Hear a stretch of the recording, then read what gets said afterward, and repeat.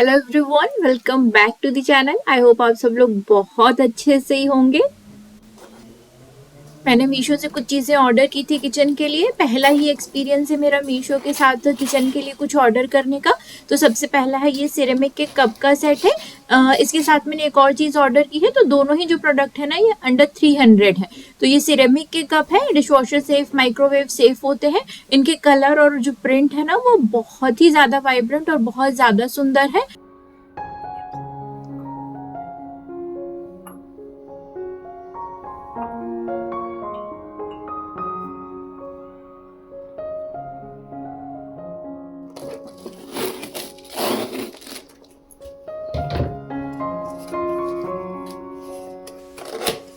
दूसरा ये प्रोडक्ट है, ये भी सिरेमिक का है और आप इसकी पैकेजिंग देख सकते हैं। ये बहुत अच्छे से ये पैक होके आया है और ये मैंने ना 2 दिन पहले ही ऑर्डर किया था। तो ये मुझे 2 दिनों के अंदर ये वाला प्रोडक्ट जो है ना रिसीव हो गया है। तो ये 2 प्लेट का सेट है। आप इसको पास्ता प्लेट या हल्का सा जो डीप प्लेट होती है कह सकते हैं। साइज एकदम परफेक्ट है। अगर आप इसमें 2 चीजें भी रख के जैसे दाल राइस भी सर्व करना चाहे ना तो आप इसमें बहुत आराम से ना कर सकते हैं। और आप इसकी जो पैटर्न देख रहे हैं बहुत सुंदर है, क्वालिटी इसकी बहुत अच्छी है। तो मीशो पे इसके बहुत सारे कलर और डिजाइन अवेलेबल है, आप चाहें तो आप ले सकते हैं। यहाँ पे जो सिरेमिक के आइटम मिलते हैं ना शॉप में, उससे भी कम रेट में मुझे मीशो से ये मिले हैं। मैंने दोनों का कंपैरिजन किया था, इसीलिए मैंने ये मीशो से ऑर्डर किए हैं।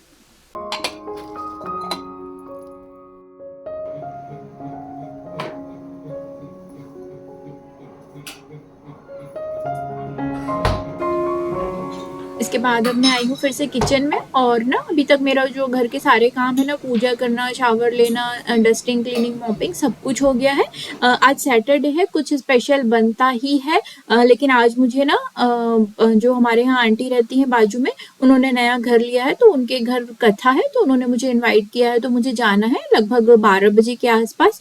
तो इसलिए मैं आज कुछ स्पेशल नहीं बना रही हूँ। जब कुछ स्पेशल नहीं बनता है तो सैटरडे ना दाल राइस ही बनता है, क्योंकि हफ्ते भर तक जो हस्बैंड है वो दाल चावल नहीं खाते हैं।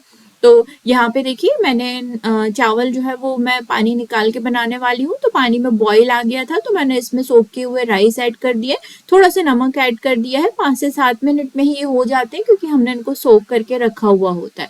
दूसरी तरफ दाल की तैयारी मैं यहाँ पे कर रही हूँ। तो कुकर में मैंने घी डाला है और थोड़ी सी राई, जीरा और हींग मैं इसमें ऐड कर दूंगी। थोड़ी सी हल्दी ऐड की है और ये पहले से सोख की हुई दाल, अच्छे से वॉश की हुई दाल मैं इसमें ऐड कर दूंगी।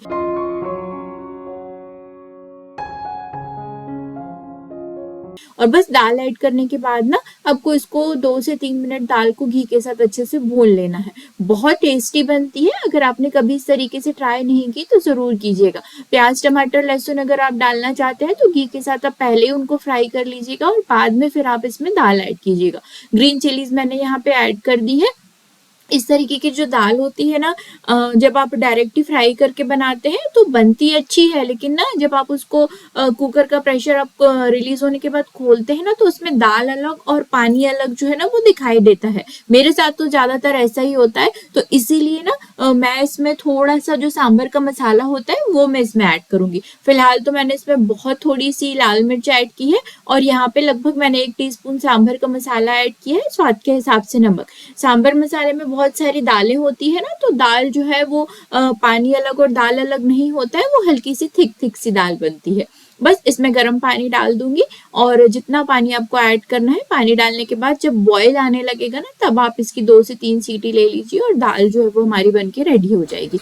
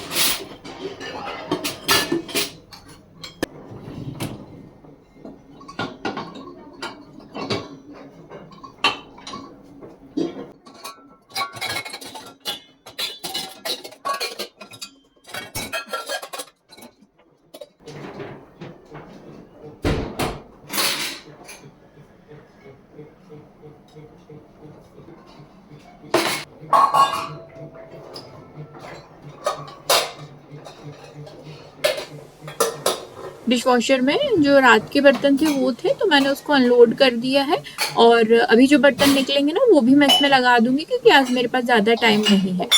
दाल और चावल दोनों ही बन के रेडी हो गया था, तो वो मैं लास्ट वाला जो क्लिप है ना वो मैं रिकॉर्ड ही नहीं कर पाई। तो बस अभी यहाँ पे ना लगभग 11:30 बजे का टाइम हो रहा था और 12 बजे मुझे जाना था, तो किचन का सारा काम मैंने समेट दिया था, प्लेटफॉर्म वगैरह सब कुछ मैंने साफ कर दिया था। और यहाँ पे बाल मेरे जो है ना हल्के हल्के से गीले थे क्योंकि ठंड में बाल आजकल थोड़ा कम देर मतलब ज्यादा देर से सूखते हैं। तो ये अगारो का ये एक जो हेयर ड्रायर या जो भी है ना इसका मैंने ऐड देखा था और लोगों ने इसके बहुत अच्छे अच्छे रिव्यूज किए थे, तो उस हिसाब से मैंने इसको लिया कि इससे बाल बहुत ज्यादा वॉल्यूम वाले दिखने लगते हैं, बट उतना भी अच्छा नहीं है, सो है। बस मैं बाल सुखाने के लिए और बालों को हल्का सा रोल वगैरह करने के लिए ना मैं इसका यूज कर लेती हूँ।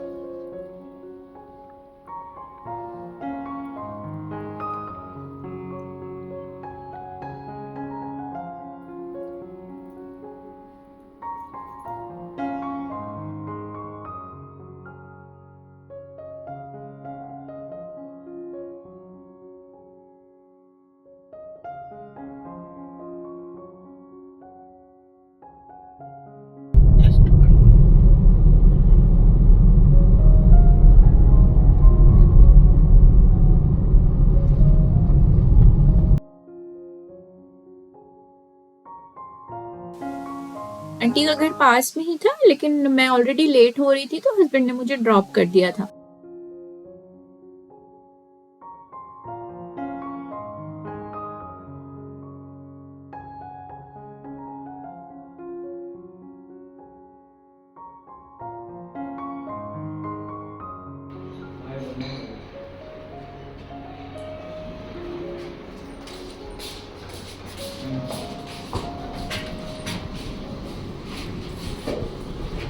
घर आते आते मुझे वापस से 2:30 बज गए थे और वहाँ पे मैंने कुछ भी रिकॉर्ड नहीं किया था। उसके बाद बस खाना खाया है घर आके, और जो मेरा एडिटिंग का थोड़ा बहुत काम था वो मैंने किया है। और उसके बाद ना मैं आपसे मिल रही हूँ अभी सीधे शाम को, जब मैं जा रही हूँ वॉक करने के लिए।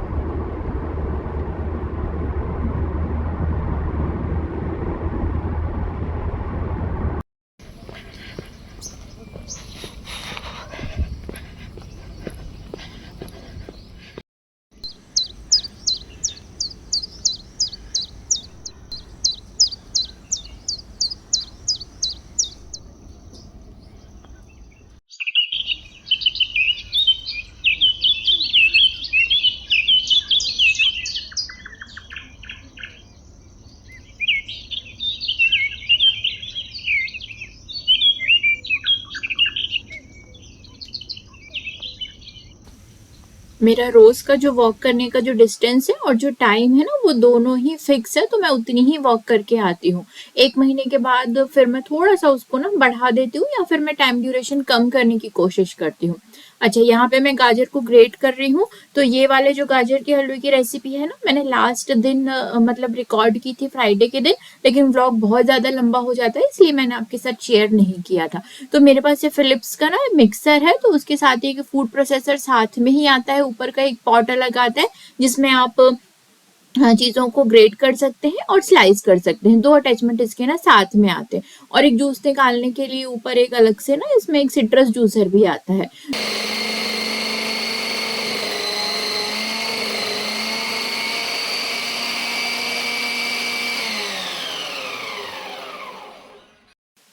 यहाँ पे मेरे पास ना लगभग 850 ग्राम के करीब गाजर थी। 1 किलो में थोड़ा ही कम था और इसको ग्रेट करने में मुझे मुश्किल से ना 2 मिनट का ही टाइम लगा था। और मतलब इसमें जो लास्ट वाला जो पार्ट होता है ना, जो ग्रेट नहीं होता, उसकी जो क्वांटिटी होती है वो भी काफ़ी ज़्यादा कम होती है और वो जो ढक्कन अभी मैंने खोल के व्हाइट वाला रखा है ना, उसके ऊपर जाके वो चिपक जाते हैं। तो आप अगर चाहें तो आप उसको हाथ से छोटे-छोटे टुकड़े आप कर सकते हैं, या सब्ज़ी वगैरह बना रहे हैं तो आप इसमें इसका यूज़ कर सकते हैं। ग्रेट जो होती है इसमें चीजें ना तो वो बहुत पतली होती है, ना वो बहुत मोटी होती है। बहुत अच्छी ना एकदम मीडियम साइज की चीजें इसमें ग्रेट हो जाती हैं।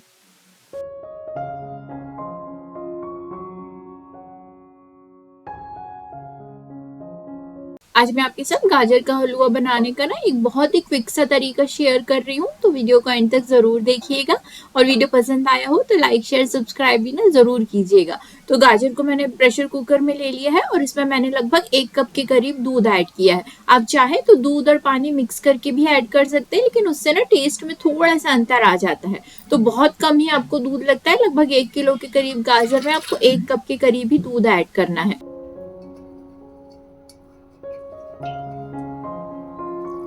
अच्छा, दूध आपको इतना डालना है कि जब आप स्पैचुला से या चम्मच से दबाए ना तो हल्का सा आपको दूध इसमें दिखे, या आप तिरछा करें ना तो बहुत थोड़ा सा दूध दिखना चाहिए, नहीं तो ना गाजर जो है वो प्रेशर कुकर में नीचे तली में लग जाएगी। अब बस हम प्रेशर कुकर की इसमें ना लगभग 3 सीटियां ले लेंगे।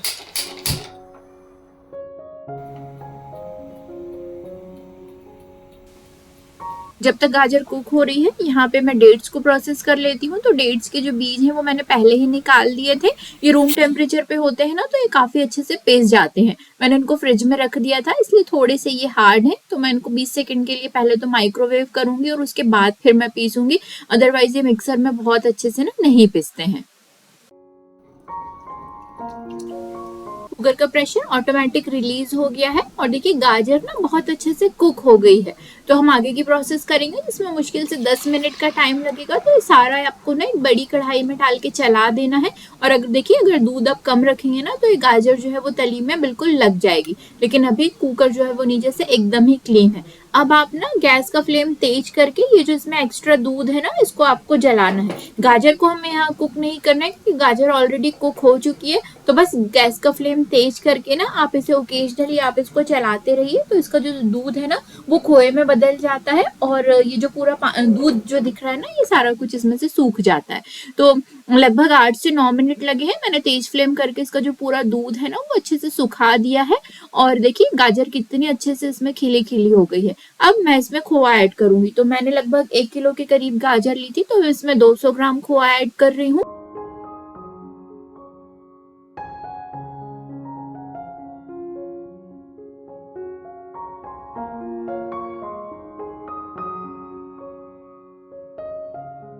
खोआ डालने के साथ ही मैंने इसमें लगभग 2 बड़े चम्मच जो घी है वो ऐड किया है, क्योंकि अभी तक हमने इसमें घी ऐड नहीं किया था। आप चाहें तो घी का रेशो थोड़ा सा कम कर सकते हैं या 1 आधी चम्मच आप बढ़ा भी सकते हैं। बस अब आपको ना तीनों चीजों को अच्छे से भून लेना है। गाजर भुनी हुई ही है लगभग लगभग। बस तीनों चीजें जब तक एक साथ नहीं हो जाती तब तक आपको इनको मिक्स कर लेना है।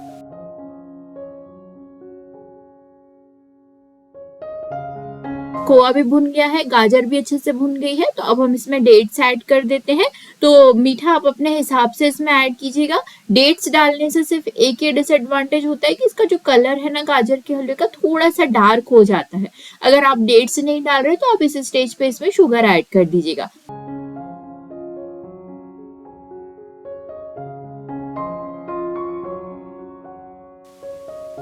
मैंने इसमें लगभग ना 4 बड़े चम्मच जो है डेट्स भर के ऐड किए हैं इसमें मैंने पेस्ट।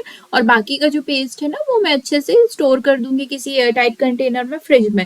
तो कभी दूध वगैरह अगर मीठा पीने की इच्छा होती है ना तो थोड़ा सा ये डेट्स का पेस्ट डाल लो, तो दूध जो है वो उसका फ्लेवर भी अच्छा हो जाता है और थोड़ा सा ना हल्का सा मीठा भी लगने लगता है। डेट्स को डालना है और आपको अच्छे से ना अब सारी चीजों को मिक्स कर देना है। डेट्स को कुक करने की ऐसा हमें कोई जरूरत नहीं होती। बस हमारा जो उद्देश्य है ना यहाँ पे ये है है कि सारी चीजें बस अच्छे से मिक्स हो जाए। अच्छा, डेट्स को मिलाने के चक्कर में ना ये जो गाजर का हलवा है ना, इसका जो टेक्सचर है थोड़ा सा मशी मशी सा हो जाता है, लेकिन आप यकीन मानिए कि इसका जो टेस्ट है ना, वो किसी भी तरीके से ये नहीं लगता कि ये किसी अलग तरीके से बनाया गया हलवा है। आपने अभी तक नहीं बनाया है ना, तो आप बना सकते हैं, गिल्ट फ्री होके आप इसको ना 2-3 चम्मच ज्यादा भी खा सकते हैं। तो बस लास्ट में मैंने इसमें सिर्फ बादाम ऐड किए और हमारा ये जो गाजर का हलवा है ना, ये बनके रेडी हो गया। और 10 से 15 दिन तक आप इसे फ्रिज में अच्छे से ढक के रखेंगे ना, तो ये बिल्कुल भी खराब नहीं होता।